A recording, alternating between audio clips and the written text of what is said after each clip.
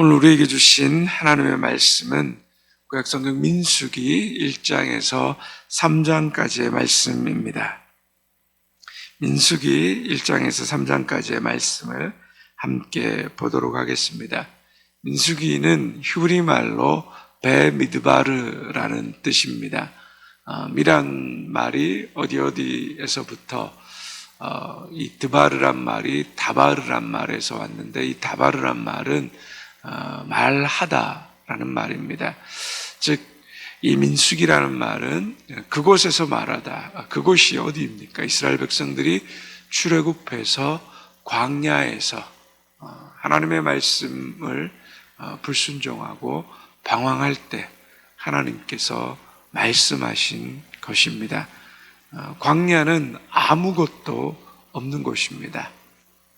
오로지 하나님만 바라볼 수밖에 없는 곳, 그곳에서 하나님은 말씀하신다는 겁니다. 우리의 인생도 마찬가지입니다. 우리가 아무것도 할 수 없는 그 상황에 이를 때 하나님은 그곳에서 말씀하는 겁니다. 우리의 힘으로 아무것도 할 수 없는 그 순간 하나님이 우리에게 말씀하시는 것, 그것을 들을 수 있는 것이 바로 광야라는 겁니다. 그래, 우리 인생이 광야 같다 할 때, 우리 인생에 내가 할 수 있는 것이 아무것도 없다라는 생각이 들 때, 그때 우리는 비로소 하나님이 우리에게 말씀하시는 것을 들을 수 있는 귀가 열리게 되는 것입니다. 오늘도 우리의 인생이 광야와 같은 인생이라고 생각된다면, 내가 하나님의 음성을 들을 수 있는 가장 복된 시간 속에 있다라는 것을 우리가 믿음으로 고백할 수 있기를 바랍니다. 또한 영어에서는, 우리말 성경에서는 백성의 수를 세다, 그래서 영어에서 numbers라고 이렇게 번역되어 있습니다. 이는 1장과 26장에서 두 번에 걸친 인구조사와 그리고 계속해서 숫자에 대한 이야기를, 이스라엘 백성들의 그 각 지파의 수를 계수한 이야기들이 쭉 전개되고 있습니다. 즉, 전쟁에 나갈 수 있는 남자의 숫자를 계수했습니다. 이를 통해서 아브라함에게 너를 통하여 큰 민족을 이루겠다라고 하신 그 하나님의 말씀을 하나님께서 성취하고 계시다는 것을 이 민수기를 통하여서 말씀하고 보여주고 있습니다. 우리 1장 1절과 2절의 말씀을 같이 함께 읽겠습니다. 이스라엘 자손이 애굽 땅에서 나온 후 둘째 달 첫째 날에 여호와께서 시내 광야 회막에서 모세에게 말씀하여 이르시되, 너희는 이스라엘 자손의 모든 회중 각 남자의 수를 그들의 종족과 조상의 가문에 따라 그 명수대로 계수할지니.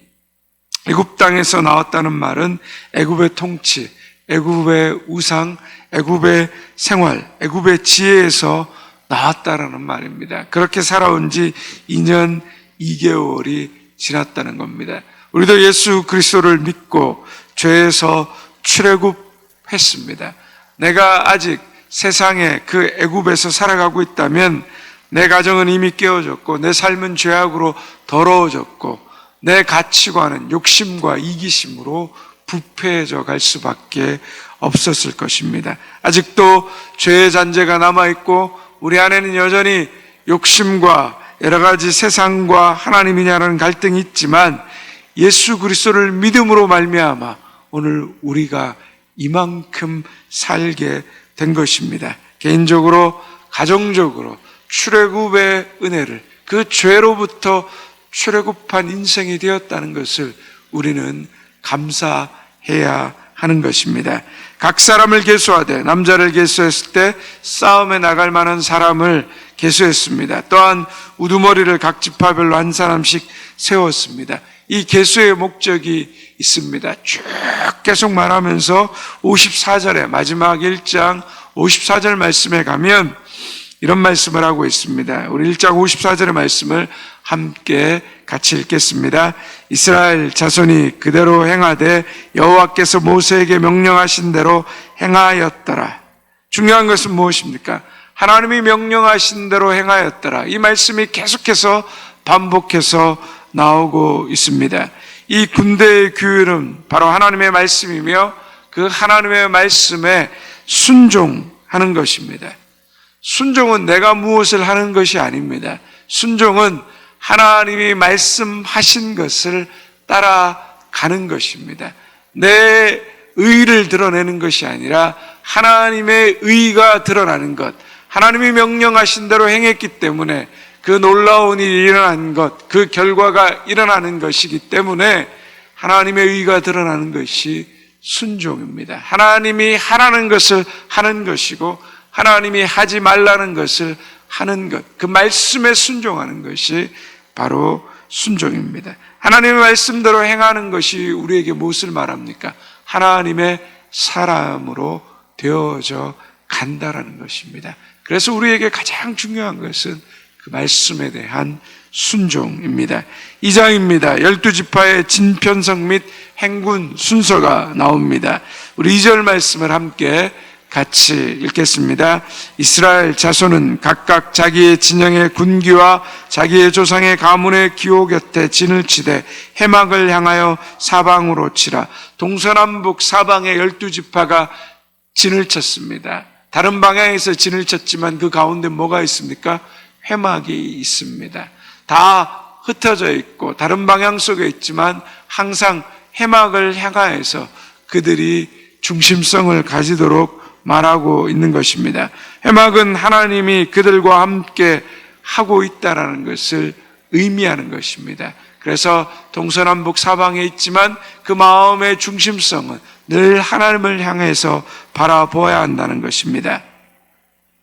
우리도 각각 다른 삶을 살고 있고 다른 삶의 현장에서 다른 생각을 가지고 살고 있지만 우리의 마음의 중심성은 누구를 향해야 합니까?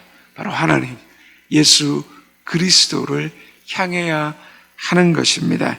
우리가 분명하게 주님께로 향하고 있다면 이스라엘 백성들이 가나안 땅을 향하여서 걸어 나아갈 수 있었던 것처럼 우리도 하나님 나라를 향하여서 각기 다른 삶의 현장에서 살아가지만 다른 생각 가운데 살아가지만 예수 그리스도 안에서 하나님 나라를 향하여서 한 몸을 이루며 나아갈 수 있는 것입니다.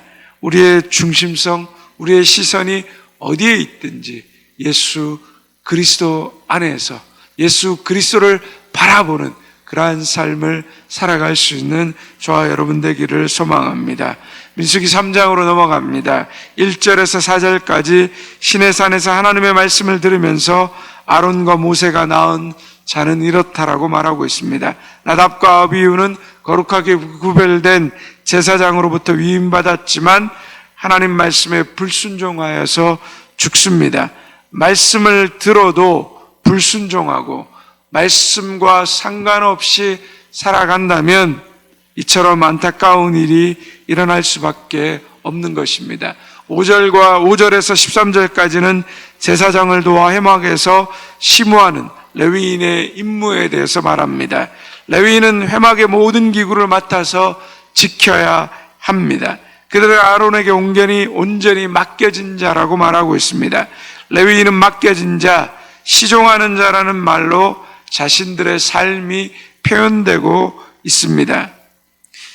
그러나 이러한 삶이 결코 헛되거나 의미 없다라고 말하고 있지 않습니다.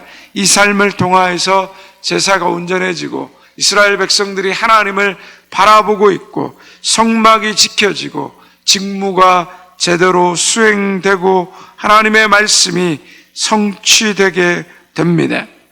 교회에서 봉사회와 섬김을 할 때도 보면 드러나는 일을 하는 사람과 드러나지 않는 일을 하는 사람들이 있습니다. 대부분이 드러나지 않는 일을 하는 분들이 많습니다. 그러나 그 일을 통하여서 하나님이 귀히 여기시고 드러나지 않는 섬김과 헌신을 통해 하나님이 영광 받으십니다. 지난주에도 저희 교회 한 분이 등록하셨는데 그분이 저희 교회에 오게 된 이유를 이렇게 말씀하시는 거예요. 권사회 경조회에서 대명교회가 장례를 섬기는 모습을 보고 너무 많은 감동을 받았다는 겁니다. 그래서 다른 교회 다니다가 교회를 좀 일이 있어서 신앙생활을 쉬고 있었는데 그 섬김에 감동받고 하나님 저희 교회에 등록하게 되셨다라는 말을 들었습니다. 보이지 않는 섬김, 내가 하는 것이 별거 아닌 것 같이 생각될 때도 있고, 때로는 피곤하고 힘든 육신 가운데 하나님의 전을 섬기고 성도를 사랑하는 마음으로 그 하는 모든 사역들 가운데 하나님이 이런 놀라운 또 은혜와 또 기쁨을 주시는 것을 보게 되는 것입니다. 우리가 이 사실을 믿고 어떤 자리에 있든지 무엇을 하든지 하나님의 영광을 드러낼 수 있는 저와 여러분의 삶 되시기를 주님의 이름으로 축원드립니다. 이제 민수기 1장에서 3장까지의 말씀을 경청하겠습니다. 주의 말씀은 내 발의 등이요 내 길의 빛이십니다. 아멘.